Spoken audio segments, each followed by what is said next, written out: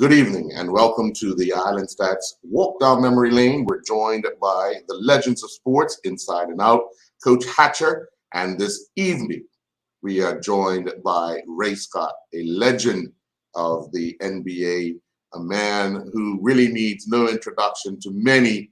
But tonight, we are going to hear his story of the times that he came through not only college, but through the NBA and everything that was going on through his eyes and through his mind of growing up in a time where life was a challenge for many people of color.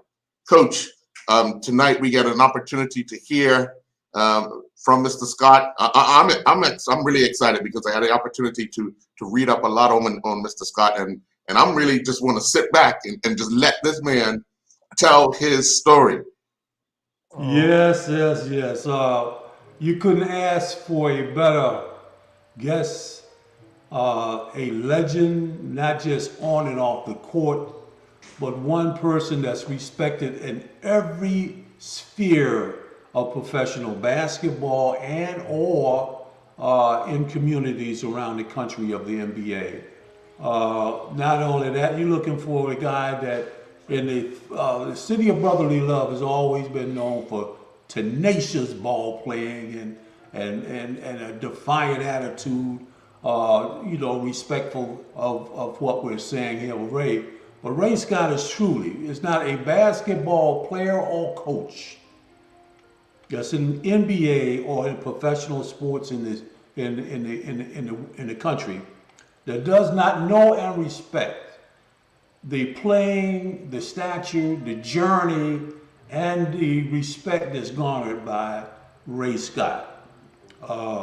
He is not only one of the great off-court legends of the NBA, he is also one of the great orators you could ever find in the history of sports, particularly in basketball. That's how strategic he is. Many of the great stars, from Walt Hazzard to my own dear friend and co-host Wally Jones of the Philadelphia 76er era in Philly, on and on and on with the greatness of coaching like John Chan. I mean, all of them. Anybody that plays basketball out of Philly or on the East Coast or any place in the country knows of this gentleman. He's the first African American legend of basketball, like any other jogger of sports, to become the most valuable player of a league. He was the first African American to become the most outstanding coach of the year in the NBA. And very unappreciated and unemphasized. They look at the Lenny Wilkins. Of course, people don't realize that Ray was before that. He was before Ray Scott. He was before any of the great legends who coached in the NBA. He opened up the door through a great mentor and friend of his, Earl Lloyd, the first basketball player to ever play and sign a contract in the NBA. Now you're talking about the type of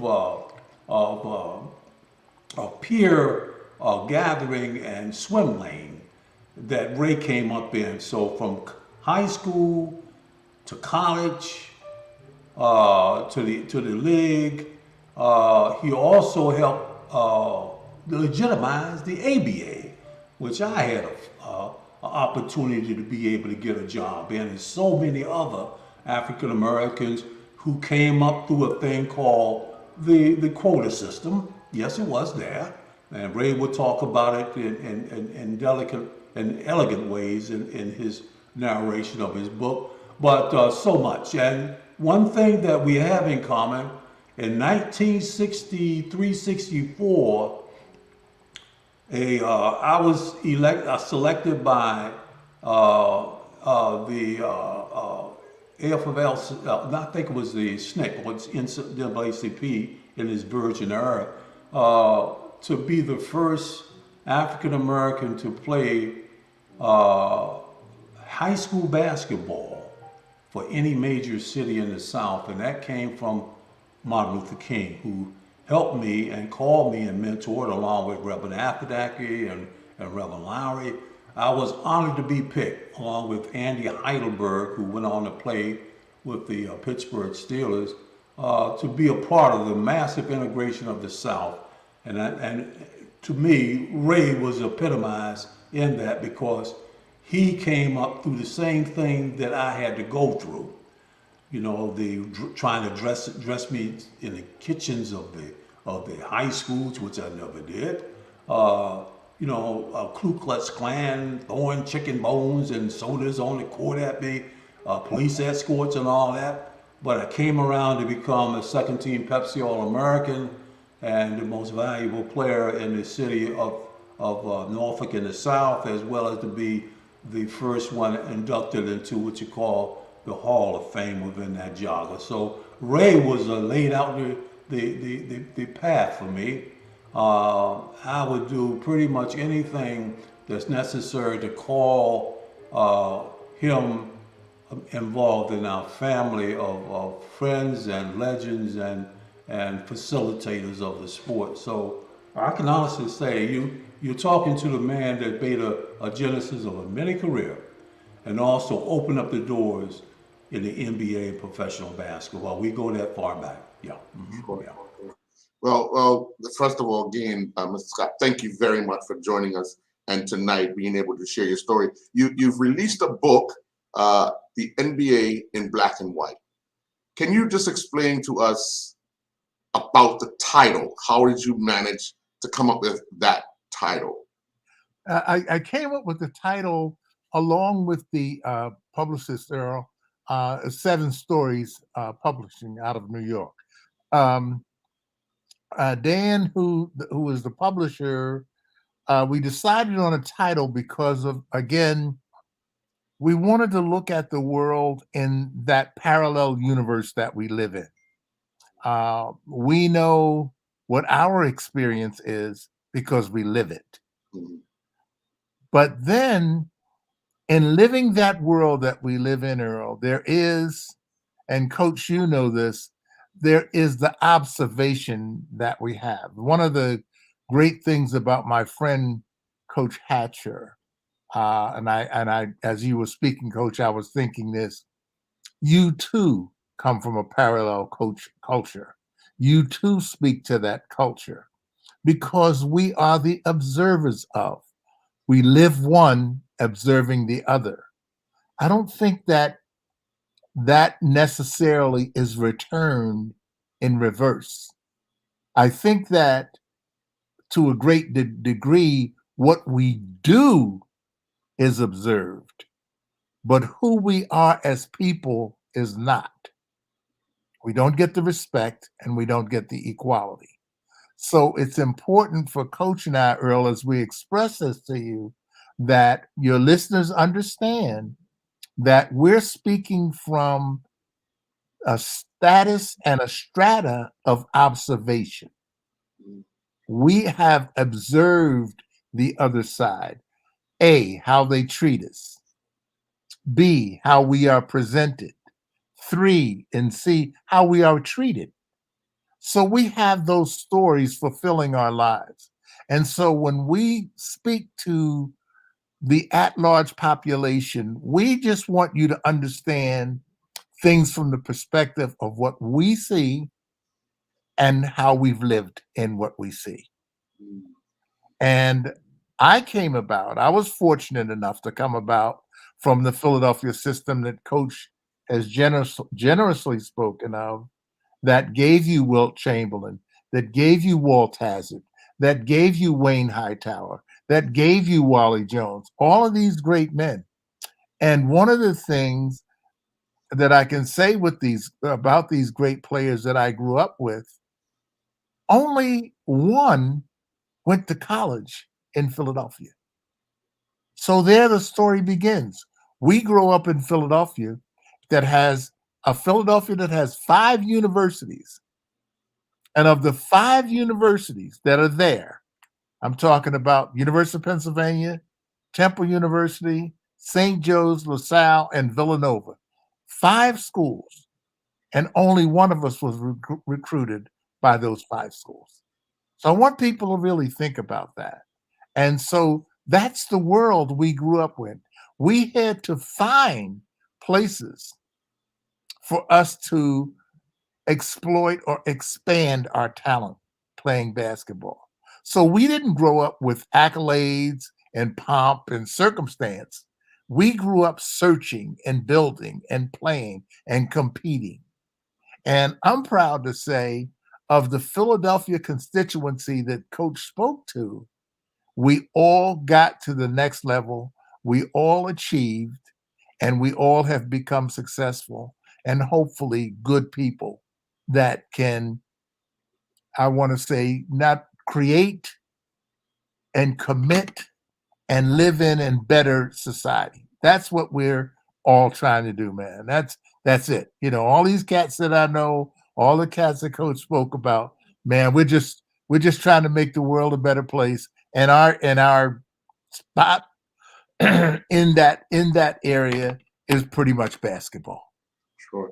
Well, let me ask you, because when did you were you a tall kid growing up, or Yeah. did you start off? Okay, so it must have been a lot difficult for you being so tall, standing out, Yes. and now with how things were. How did you face, or what adversity did you face in getting to the University of Portland? Because I mean, along the way, you're going to have to face a lot of challenges. Yes. Good points. But I faced what everyone faced, but you still are your own individual. Mm.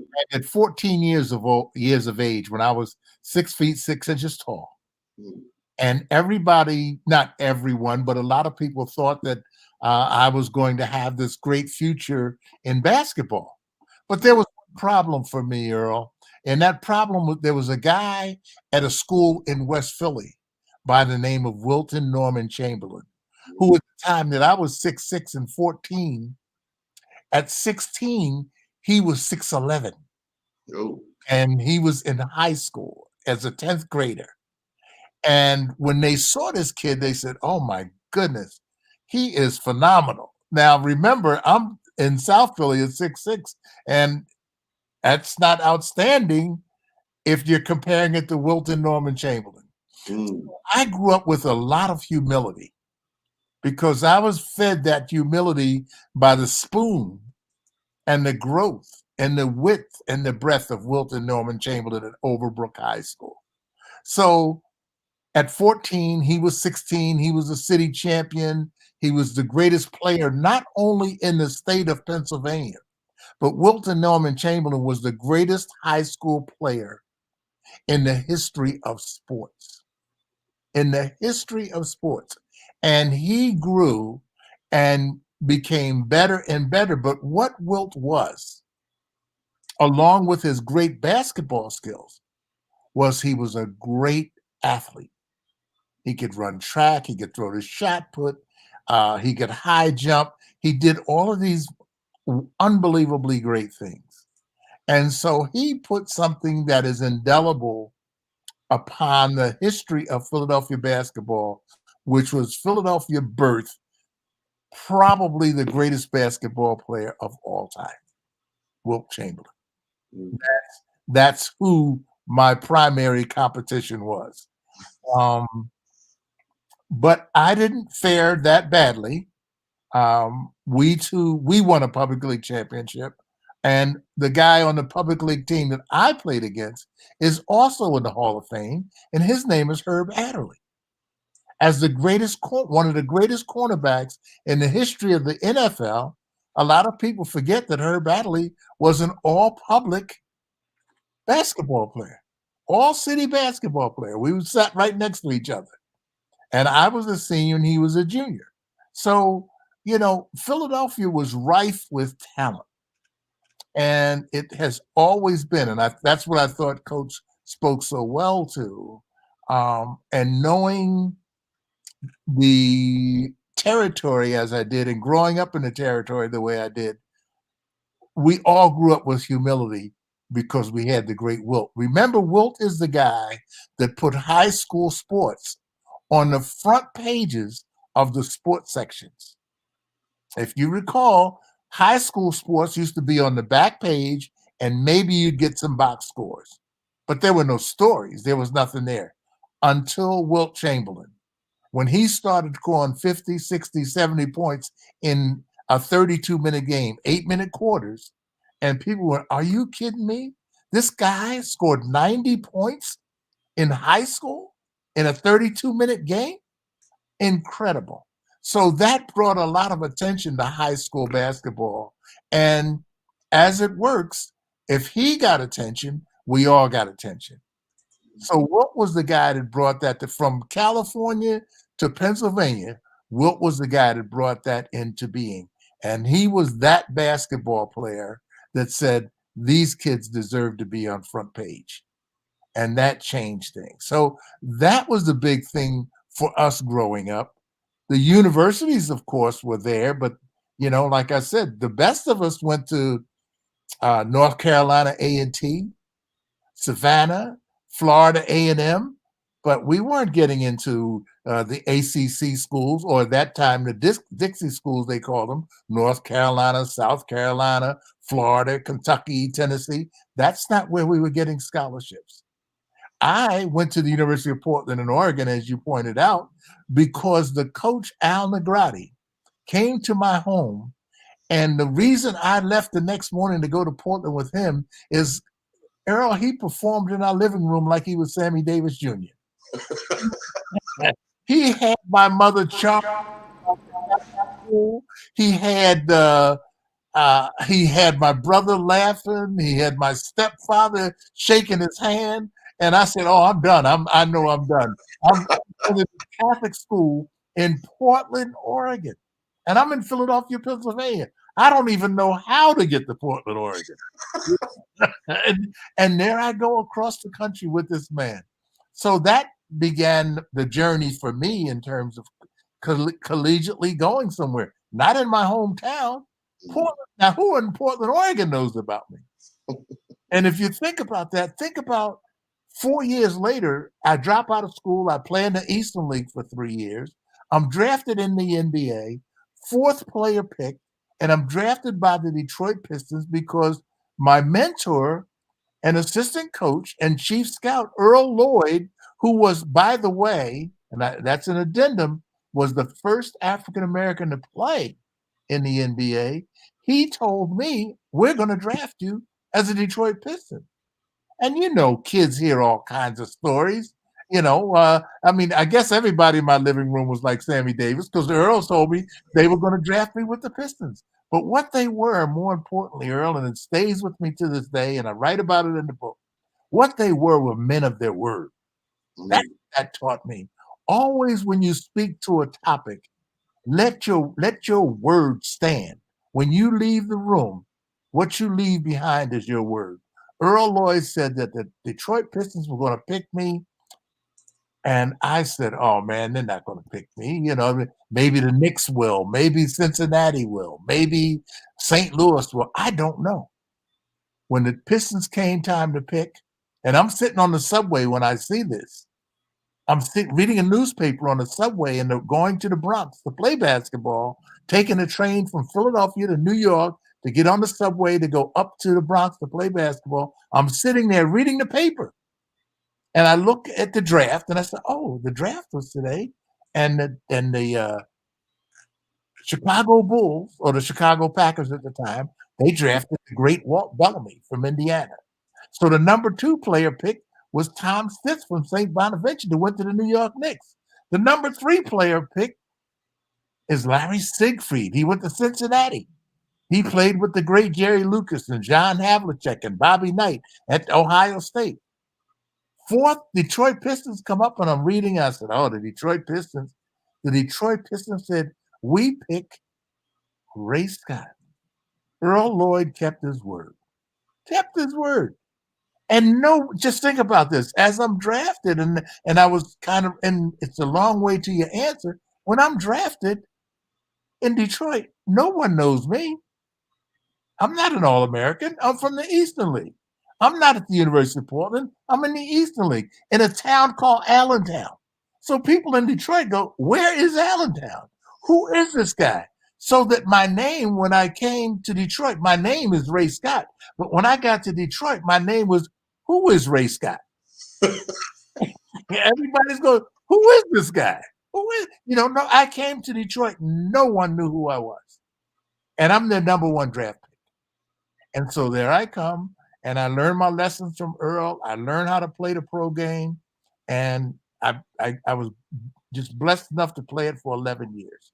And so that was that whole thing. But as I become that kid, I'm still from Philadelphia, observing the other parts of the world in terms of John Fitzgerald Kennedy being president and being assassinated, and Lyndon Baines Johnson becoming the vice president and fulfilling the promise that John Fitzgerald Kennedy had for us, which was you were going to be treated as people of quality and equality. So we got our voting rights. Remember the kids at the lunch counters? We were now served at lunch counters. Remember the kids in the back of the bus? We were now in the front of the bus because of John Fitzgerald Kennedy. And I think the thing that really undermined the 60s, as I'm sitting there looking at the world through the premise of an NBA player, the biggest thing that happened in the 60s was the Vietnam War. And that turned our country on its head again. So there's all this tumultuous time as I'm growing up as a basketball player with Wilt Chamberlain and Bill Russell and Elgin Baylor and Oscar Robertson. I'm seeing all of these guys on the court, and all of this turmoil is off the court of what's happening with our country as we are coming into our rights as a people. I'm telling you, my friend, that was quite a time in the 1960s. All right.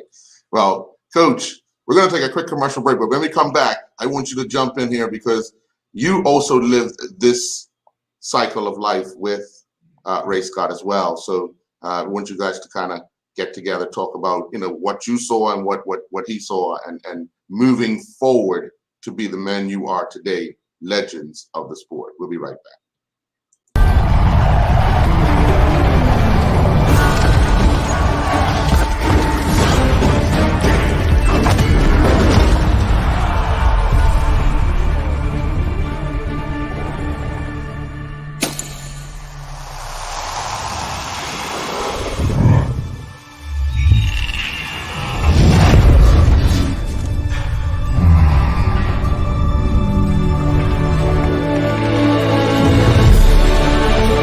Putting down the weapons.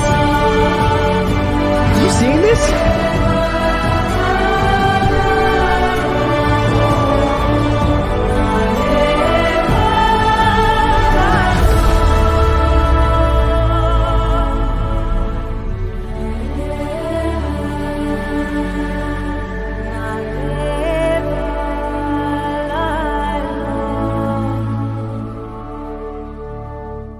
Welcome to the new bulk store, Lindo's Next Level. Wake up in the morning with enough coffee to keep you running throughout the entire day. Your pet at home deserves the best. Stock up on dog food to keep your puppy happy. Need a quick, tasty lunch at home? Your chicken nuggets will be jumping right out of the freezer. What's a movie night without popcorn? You can never have too much. Lindo's Next Level. Why go anyplace else? I'm also thankful and grateful because my greatest value of my life is my legacy. But why I do it? I feel supposed to do it. I was put here to be here, to do what I'm doing right now.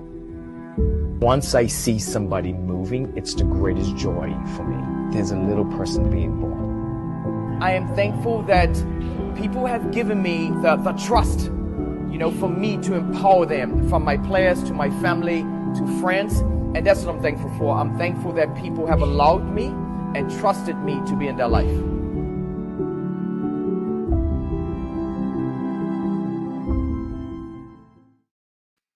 And welcome back. Well, Coach. Yep. you could jump right in and join in the conversation with Ray. It's always hard to come behind Ray because he's mesmerizing. I sit there and listen all the time, but he's the same indicative friend and orator we always. Ray came up, of course, a few years before me, without a doubt, and of course I was coming up in the old Urban Coalition realm, what they were playing in the Baker League, and I was just a teenager. But hearing and knowing what I've seen of Ray, he was always available, and the things that I went through just happened to coincide with his journey up in Philadelphia. I was in the deep South trying to do an experiment. But at least I thank God that I was able to be around and listen to the guys like Wally Jones and my brother Jackie Jackson and some of the other guys that were coming down in that region. And my experience is almost like a parallel journey for Ray, but mine was a little bit more physical and a little bit more difficult to a great degree. In the South, particularly Virginia, the home of you might say the South, it was very, very hard, and in many aspects still is, because when I was coming up, I was selected because of a certain thing, not just because I had the potential to be a great basketball player, but I was very attentive to my brand and my grades.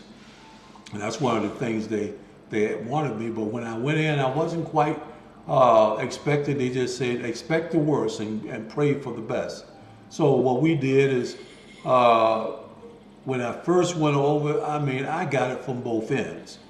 The black schools in the city of Norfolk and the surrounding areas, when I signed with quite a bit of fanfare with it, and because of who I was coming in, because of Dr. King and Abernathy and Reverend Lowry there in Atlanta, I really caught it from both ends. The black community was on me because they thought I sold them out to play at a white school and promote myself. They never knew that, and I was not able to tell them, that the things that I was going through, preparation and classes to do it, along with that was something that's very, very hard for a young 15-year-old, 16-year-old young man. But I did have enough, I would say, fortitude to know that I was doing something special.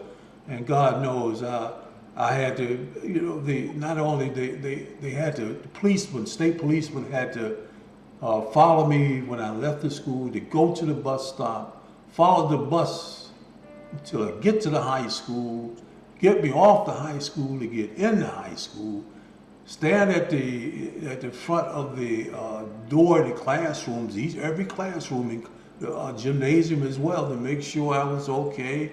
I went to the bathroom. They had to take me to the bathroom, take me to the cafeteria, and the whole thing went on, as you can imagine, for a full year before it got a little better. So everything that Ray went through was almost like Trump for me. Now I don't mean that, literally, but it was almost double, I would say. So I can appreciate everything when Ray speaks of what we went through, because Dr. Martin Luther King's death was even more personal with me, because I was able to see and pray with him. Dr. Abernathy as well, and of course Reverend Lowry was a whiz, and Thurgood Marshall and all these people that I was privy to meet. I went on to try to represent not just me doing what I could.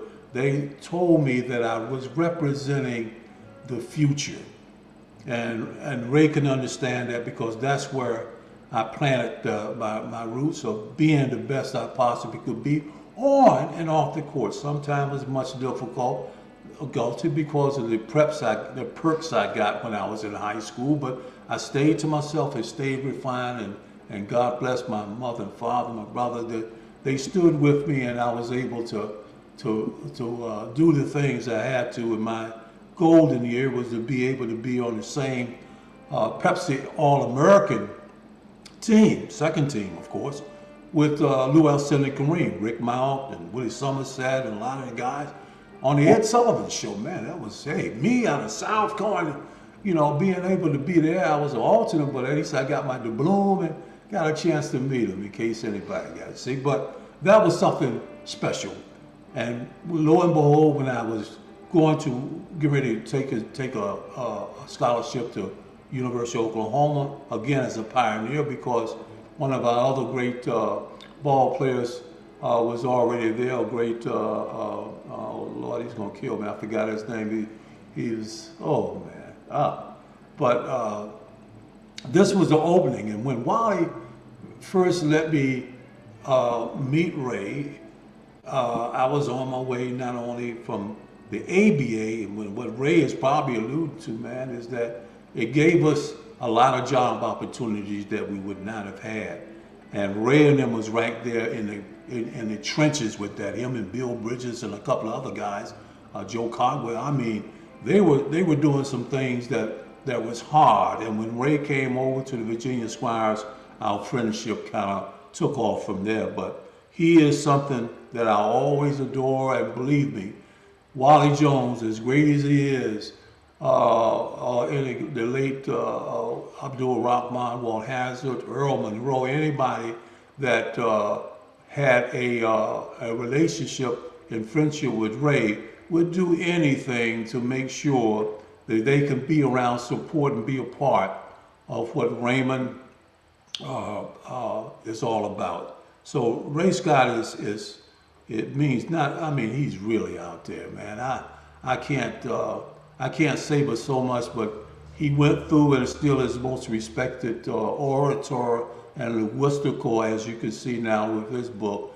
a linguistical author and a storyteller that you could ever imagine to meet. And I hope the nation of Bermuda, the island nation of Bermuda, will get a chance soon to meet one of our great legends of sports inside and out, and a legend of the world of sports. So that's the only thing I can say. Love him to death, man. I just adore him and his family, Jen and the kids. He's that much to us, and he's a fine spirited, gospel fearing man. I just love it. Yeah. Well, Mr. Scott, take us through the time in Detroit as well as going over to the Baltimore Bullets, because again, you're in uncharted waters. Yes. We know what it's like on the court because you're playing something and you're focused on. Although you're still getting that abuse, you hear it. But what was those times like for you? They were, being a young man, and people forget, like when what Coach and I are talking about now is very mature men, and Coach, I have to say, very mature men. But Coach and I, we're down the road now. You know what I mean? And so when we look back at that time, for each of us, we're looking back at that period where we were very young men. You know what I mean? I wish we had the wisdom and thought processes that we have now, but we didn't. We were kids.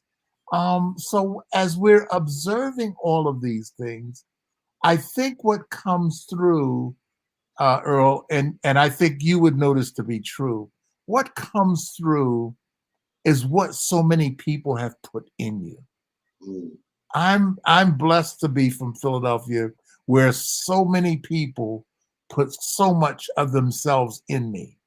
And I try to point this out in the book. Of course, there's the All-Americans, and everyone knows the All-Americans, the Hal Lears, the Guy Rogers, the Jay Normans, the older guys, as we call them. They're those guys that give you a wisdom and kind of an identity and a way to behave.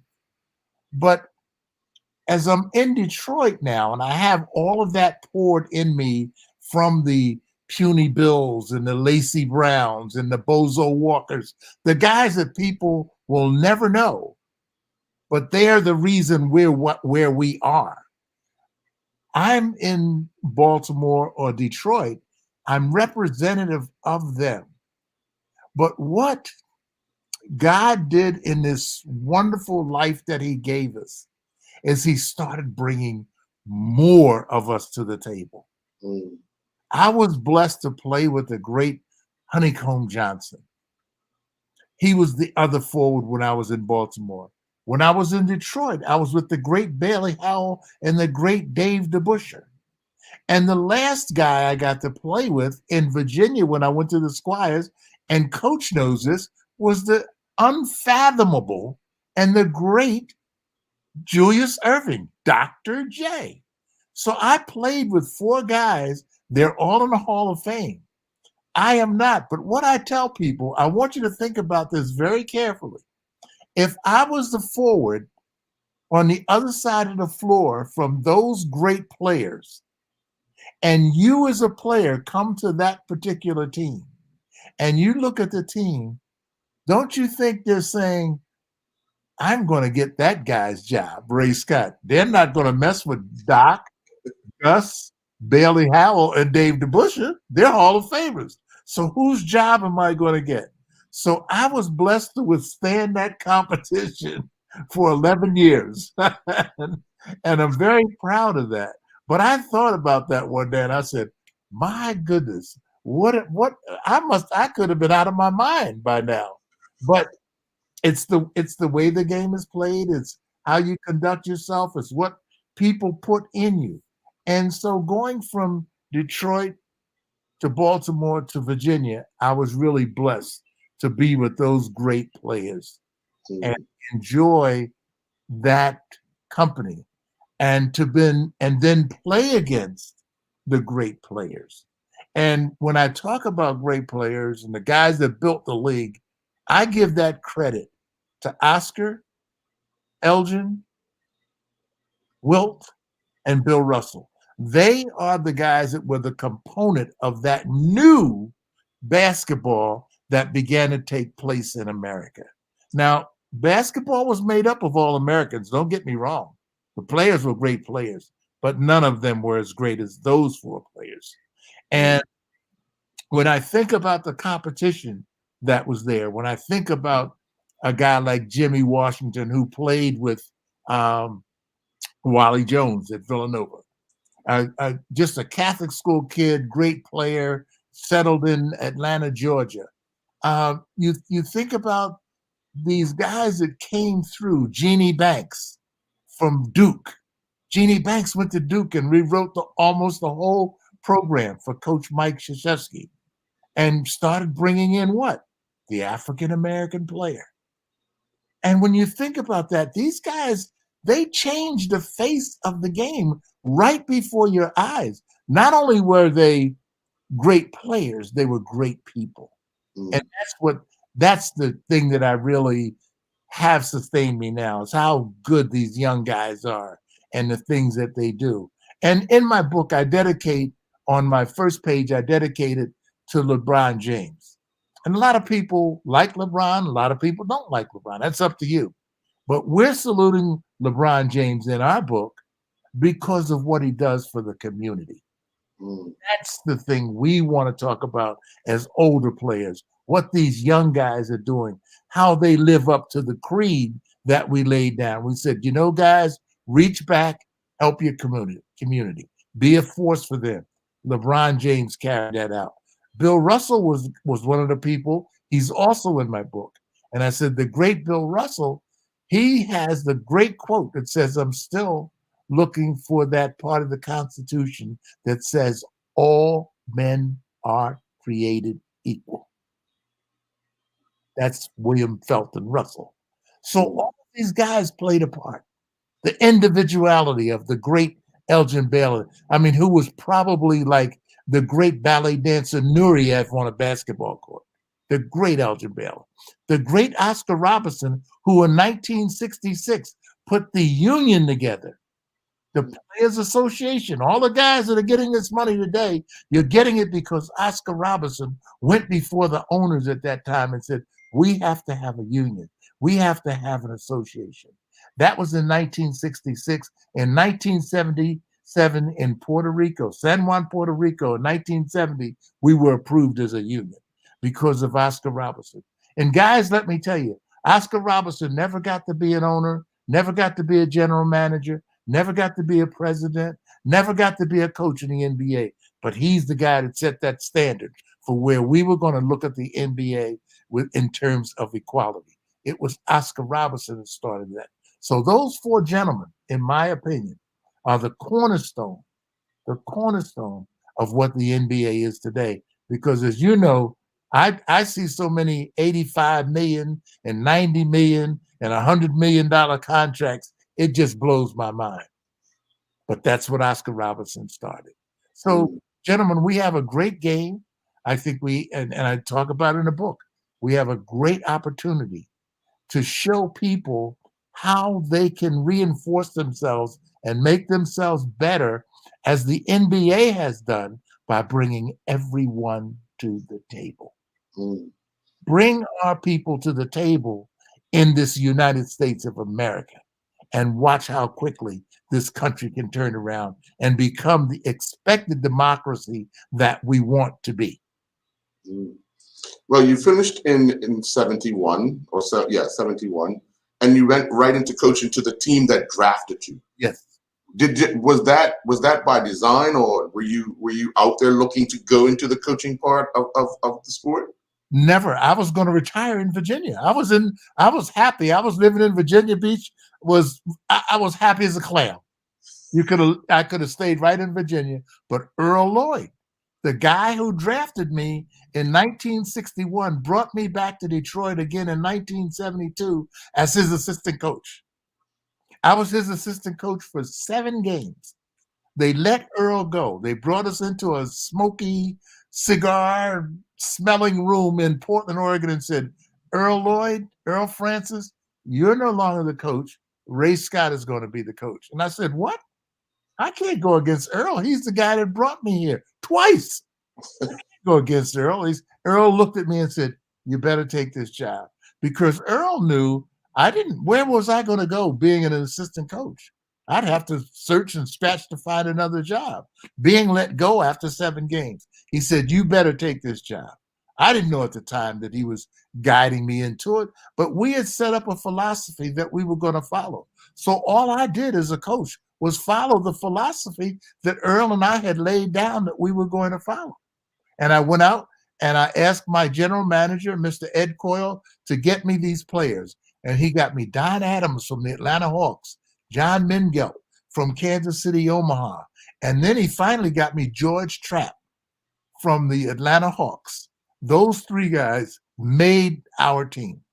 And that's how I became coach of the year. I became coach of the year because I had Dave Bing and Bob Lanier and Curtis Rowe. And they said, we're going to support this guy. And when they decided to support me, we won 52 games. And we got into a 7-game series with the Chicago Bulls. And we lost to Chet Walker and Bob Butterbean Love and Clifford Ray and Van Leer and Jerry Sloan. We lost by 2 points on their floor in the 7th game. And I said, we've arrived. And so I'm thinking we're going to come back the next year in 74, 75 and compete for the championship. But that old evil thing sprung its head that destroys teams. And that evil thing is money. Everybody wanted to get paid, as opposed to, I believe in the Bill Russell philosophy. If we win, we all get paid. No one has to negotiate a contract individually. We can do it as a team because they need us all. We didn't do that. We left that basic philosophy that had been established by the Boston Celtics, and we went with this philosophy of money, and it destroyed us as a team. And it's in my book. I would like people to read how that happened.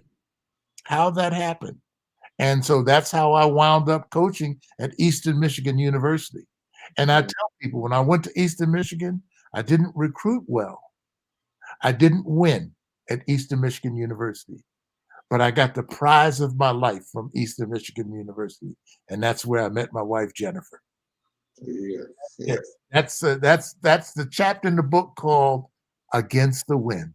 I'm still running against the wind because I married my beautiful bride Jennifer, and we're happy 40 years later. Very good. Very good. We're going to take another commercial break. When we come back, we'll have more with Ray Scott. We'll be right back.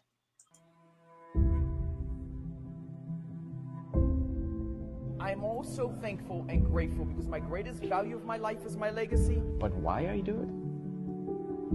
I feel supposed to do it. I was put here to be here, to do what I'm doing right now. Once I see somebody moving, it's the greatest joy for me. There's a little person being born. I am thankful that people have given me the trust, for me to empower them, from my players to my family to friends. And that's what I'm thankful for. I'm thankful that people have allowed me and trusted me to be in their life.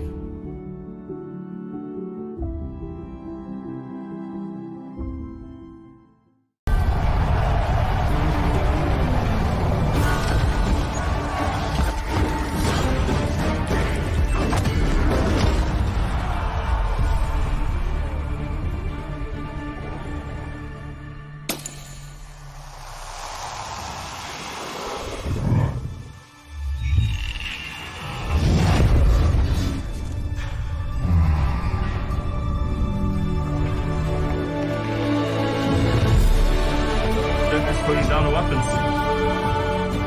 You seeing this?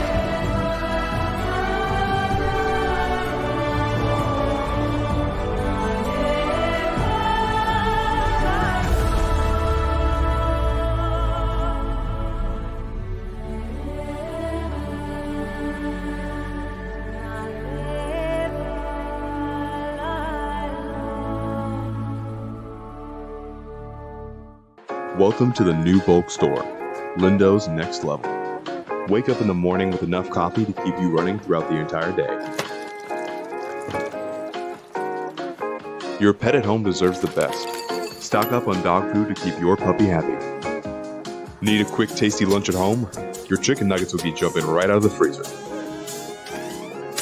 What's a movie night without popcorn? You can never have too much.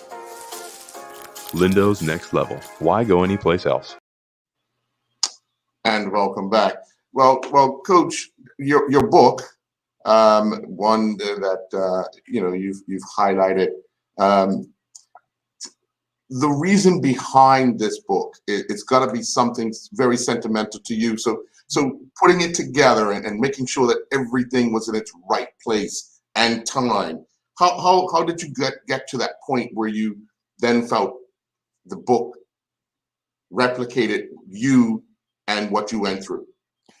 That's a great question, because the guy that put that there for me was Charlie Rosen.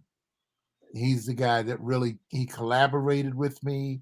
He helped research. He helped me in my thought process with my words, the intentions. He was just an artist, the way that he helped me paint this picture of what we wanted to say about the NBA in black and white. And actually, Coach, I'm very proud.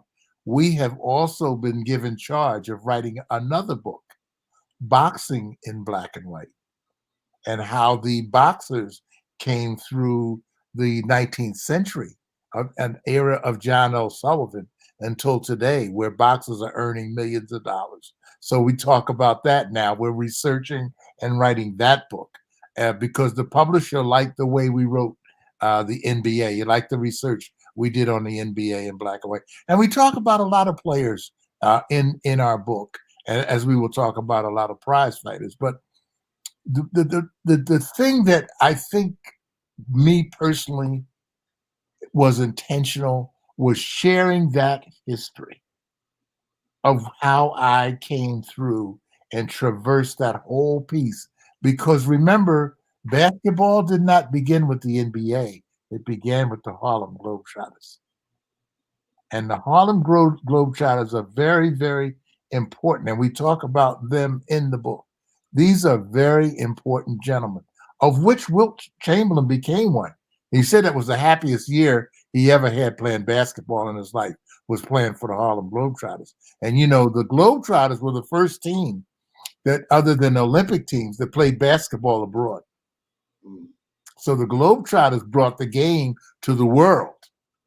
They talk about this team and that team, but it and the dream team, but the original dream team was the Harlem Globetrotters. So that's an important part. And so the value of the book, and I would say to people, I don't want you to get the book to read about stars. I want you to get the book to read about the creation of a league that we can all recognize, and we all can say we participated in helping this league grow. And we watch it on TV now. We don't watch it as spectators anymore. When I was playing basketball, it was a spectator sport. You had to go to the game. Today, you only have to go to your living room, and you can see basketball all over the world. And so that's, to me, what has really made the NBA grow. And that came from the era of Magic Johnson and Larry Bird. They put basketball as we know it on the map.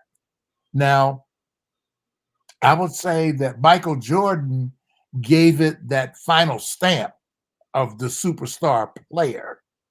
But Bird in Boston, Magic in LA, they did magic for this country with respect to basketball. And they took it to the next level and made it the world. They finished off, in my opinion, what the Harlem Globetrotters began. Coach, now that you hear about boxing, Mr. Scott's getting involved in creating or living that boxing history, must be exciting for you. Well, you know, we just got through, I'm going to tell Ray, we just got the former heavyweight champ Bone Crusher a couple of weeks ago. Yeah, and Ray, you know what Bone's about. Now, you know, this will be an added story because, as you know, Bone Crusher was the first heavyweight champion of the world or boxer to have a college degree. And went to a HBCU, Shaw University, and of course, veteran of the Army, but came off and became a world heavyweight champion, and of course, represented it well. And I'm quite sure these guys, between Bone Crusher, our dear friend Ray, and Michael Spinks, and a few, I think Riddick Bowe would be another one.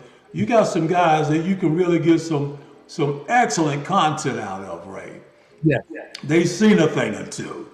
So that is a great opportunity for, again, to do what Raymond does. We call him Raymond the Orator. But Ray is multifaceted. He's a real Renaissance man in his thinking and his actions. He has good intuitiveness. As I tell my wife so much, it's something that he can do. And I was very, very proud to be a part of his legacy and giving a part when he was going to Detroit. I think he was going up to coach one of the teams, and me and Wally gave him an opportunity to help us. And one of the great groups of all-stars that ever got together in a summer league was he gave Ralph Sampson his first job there at the Norfolk Scope. People don't realize that Raymond was responsible for forming Ralph Sampson into a pro. He was happy. As Ray Scott coaching me, he was like a little boy in a sandbox. But Gene Banks and all the guys he mentioned, Adrian Datley, all these guys, of course, with me and Wally assisting him in any way we possibly could. We were so proud to see him shoot off. And when he got when he got into the apex of his coaching career and got down into it, then what you call civilian life for Ray was really a mentorship with his lovely wife Jan and everything. the things that he does and what he does, not only for every sport as he's doing now with boxing and any other, it's going to be a fantastic opportunity for even you, Earl, to maybe bring him over in one of our Shoot for the Sports Inside and Out projects there in Bermuda, and let the citizens of Bermuda have a treat. They would love him. He is truly a Pied Piper. As you can see, he has the charisma and personality to do the things necessary for positive things to happen. And he taught the right one, Wally Jones, one of the greatest clinicians in the NBA history, a thing or two of what Wally knows. So, hey man, I'm just happy to be able to bring the Raymond Scotts over to you here with Bermuda Sports and have the Sports Inside and Out family, Legends of Sports, collaborate with Bermuda Sports with you, Earl, is truly a treat. And Raymond, we hope and pray that we still be pushing, because the major network with Tim Reeves, which with Legacy, is coming off with a new venture for all of us, including Earl there in Bermuda. And I think this type of thing is going to be great to facilitate the linguistical and pictorials that you bring in the book, but also your speaking prowess. So we look forward to it, Ray. And again, always, man, good to be around a man that I think so much and love as a brother. I am sincerely a brother. And my wife occurs to it. You are a treat to be called a friend. And Earl, that's about all I say. I ain't got no more to say. My wife might pull me out of here, man. I gotta stay right here, at least say, Ray, I love you to death. God bless you. I know Wally's gonna have a ball looking at this one. I am enjoying it, or I have enjoyed it. I don't know which, but No, we're not finished yet. We're not finished yet. it's Earl's call. I'm yours, my friend, until you don't need me any longer. But I am honored. A quick aside: one of the first holidays that my wife and I took, after being married, we had gone on a honeymoon to Montreal, a trip to the Poconos, and the next trip was to Bermuda.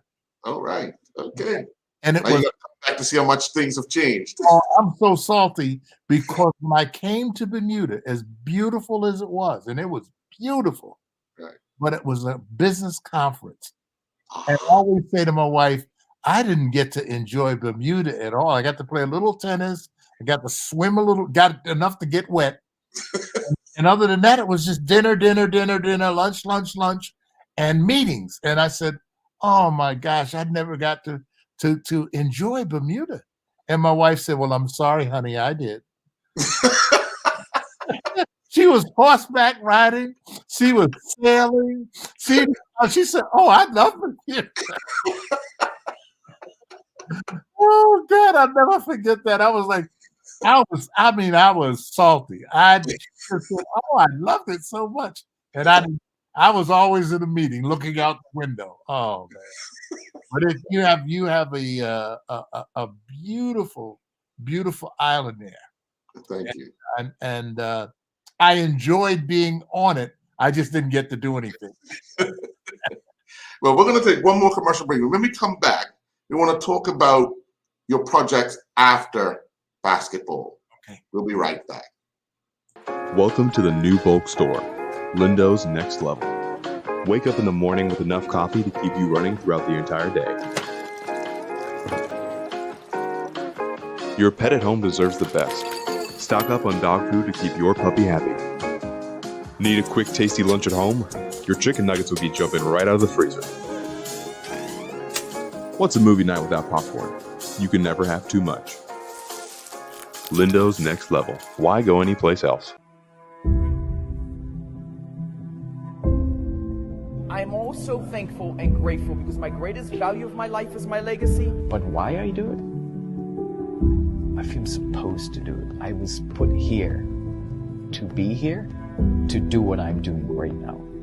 Once I see somebody moving, it's the greatest joy for me. There's a little person being born. I am thankful that people have given me the trust, for me to empower them, from my players to my family to friends. And that's what I'm thankful for. I'm thankful that people have allowed me and trusted me to be in their life.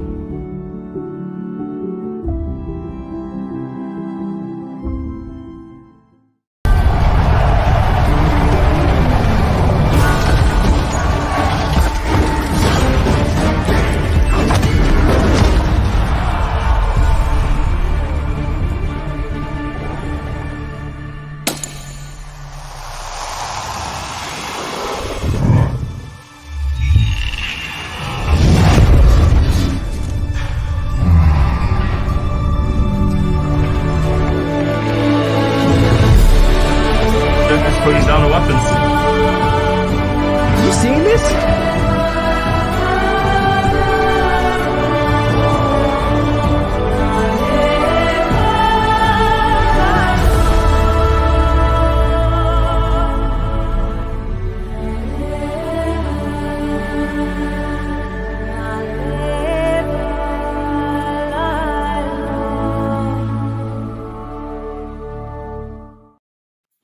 And welcome back. Mr. Scott, life after basketball, both playing and coaching. What you started a foundation, or you were part of you were an ambassador for children and families Yes. of the Wellspring Lutheran Service Agency. So what turned you in that direction? What put you in that path? Well, it was a compact that I had made with God. Mm. And I had said to him when I was at the University of Portland, because remember, there was not a plethora of black basketball players. Right. So I said, boy, if I could get to that level, God, I sure would do everything I could to help kids. And I got to that level. Mm. And I was there for 15 years. And so now, after I leave at the university at 19, 20 years, God came knocking. He said, Ray, you told me you were going to help kids. And I said, I did. He said, well, you're serving on the board of Lutheran Child and Family Services. But what we want you to do is we want you to work for them. They want you to come and work for them. And I told Jennifer, and I said, can you believe that God wants me to do that now? She said, yes, and you're going to, because you gave him your word. Mm. So here I am. I just retired in 2017. And I went out and I worked at 17 years with Lutheran Child, trying to help children, trying to help families, trying to provide services. And that's what I did for 17 years. And now I've been retired for 5 years and, dealing with health. It's amazing. All of your health issues come when you retire. Sure. Dealing with one issue, and I think you wake up and you say, okay, what is it you're going to give me to deal with today, Lord? And you go in to deal with it, and you get through your day. But I'm so blessed. I'm so blessed to be here. I've had 84 remarkable years. I can just do nothing but say thanks for what I've been given. Mm-hmm. Have been written. I spent the last 2 years of the pandemic writing the book. I took 2 years of the book. So that was time again that was just granted to me to just focus and concentrate on just writing the book and getting that job done. So I've been so blessed, and Charlie and Jennifer and I, we worked hard. We got a publicist. A publicist was hired for Alyssa Warren. She's just fabulous lady. So I've done probably 60 radio shows and podcasts and Zooms and streams. So it's just really been a blast. You're asking me to come and participate with Coach and you in this program has been truly outstanding. I'm just honored. I'm honored that people remember who I am, or remember even how to say my name. I mean, because I'm a man that I understand my place in life, and I was not a household name. I was in terms of basketball, but I think it's like Coach says: if you stand up and try to stand for the right things and doing the right things, then right things will happen to you. So I've been blessed, my friend. Sure, sure. And before we go, I'm going to let Coach wrap it up. But then getting into the Michigan Hall of Fame as well as the Philadelphia Sports Hall of Fame, those two honors. I mean, you just mentioned that not a household name and all of, but to be recognized for your accomplishments by two organizations. How does that reflect on you? Oh, man, those are things that you can't even. I think it's like being Coach of the Year. Mm. That is so monumental to me because it's not something I even dreamed about. It's something that happens to you through the recognition of others. I often say, you don't see yourself as others see you. Mhm. So this tells me and gives me a clue as to how some others on this planet see me. And I'm so thankful for that.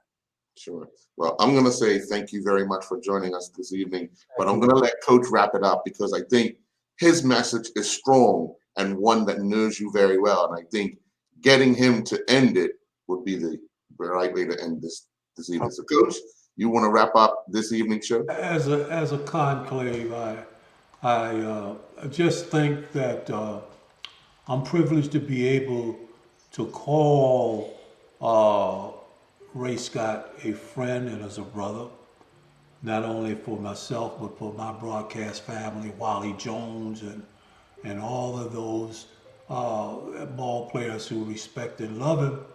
I just wish that the Lord will continue to keep him on the mission that he has that great passion for. Some people are made to be in a certain situation and thrive, and everything around them is affected for the good. You can always look at Ray and think about him with a smile. And I just think that the next few years is also going to be an excellent journey for Ray and his lovely wife to be a part of our Sports Inside Out Legends family. I hope I'm not getting too far out there, Max, but his name is coming up, of course, and we will be discussing with our facilitator of our Corporation of Television, Tim Reed, and his lovely wife Daphne, and we look forward in getting Ray out to be what he is capable of being, the facilitator and proxy, and really the zenith of what we're trying to do for legends of sports. He's truly indicative of someone that the legends of sports hangs their hat on. When legends speak, people listen, and Earl, that motto is indicative of this tremendous man of God. So we look forward to it. And again, I know that Wally is going to hit the ceiling, man. He couldn't be here for you. He's coming in back from Philadelphia, Ray. But we look forward to big and better things for the world of sports to be able to listen and hear to the brand of goodness and positive that the Ray Scotts can give. And also, I commend the Bermuda Sports communication firm for putting together a great team and opportunity for Bermuda to excel as more than what it is doing now with what we're doing worldwide with this new venture with Tim Reed and Legacy TV and film. So that's about all I got to say is just God bless everyone. Thank you again, Earl, for the opportunity.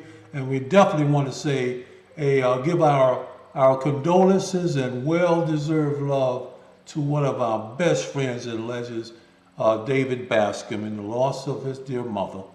Tell him we love him, and we look forward to getting him on on the road as well. Earl, that's about it, man. I know everybody's ready to get off here. They tired of talking to the coach. They want to say something as an exit conclave from the, we call him Raymond. Raven? Thank you, brother. Well, again, thank you very much, Mr. Scott. I've thoroughly enjoyed myself this evening. And anytime you want to rejoin, just give Coach a call. I'm open to you coming back and sharing more of your message, because I think you have a bigger message to deliver. Giving you an hour is just not enough. Thank you, Again, thank you very, very much. And folks, enjoy your night. Thank you, Coach. Peace.